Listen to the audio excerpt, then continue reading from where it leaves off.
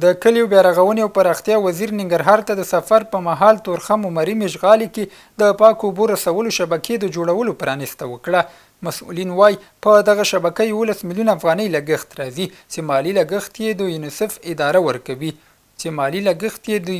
اداره ورکوي او چارې به یې 2 میاشتو موده کې بشپړې شي. د ننګرهار مرستیال والي ولسي ستونزې د حل په موخه واورېدي. د ننګرهار مرستیال والي مولوي عزیز الله مصطفی د خپل کار په دفتر کې د جلالاباد ښار او ولسوالیو له بېلابېلو سیمو څخه راغلو مراجعینو، قومي مخورو، ځوانانو، سوداګرو، د خصوصي ادارو مسؤلینو او نورو قشرونو سره وکتل.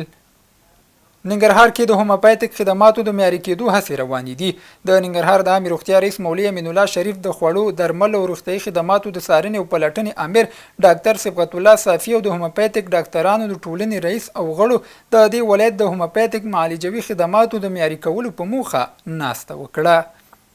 ننګرهار کې د شاقه کاره ماشومانو کورنیو سره نغدي مرسته وشوه. د ننګرهار کار ټولنیزو چارو ریاست تر چتر لاندې واک موسسې له لوري د کوټ، بټي کوټ او سپینغر ولسوالیو 202 شاقه کاره ماشومانو کورنیو سره د شاوخوا 1.5 میلیون افغانیو نغدي مرسته وشوه. ننګرهار کې د لوی لارو پراخېدو په موخه عملی اقدامات پیل شول. د ریاست الوزرا د حکم پر بنسټ د ننګرهار د ټولګټو چارو ریاست د لوی سړکونو د پراخېدو په موخه اقدامات پیل کړي چې په لومړي ګام کې د جلالاباد کنید سړک د پراخېدو سروې پیل شوه. او د ننګرهار کرنې رئیس د انلوس موسسې سره د همکاریو پر پراختیا خبرې وکړي.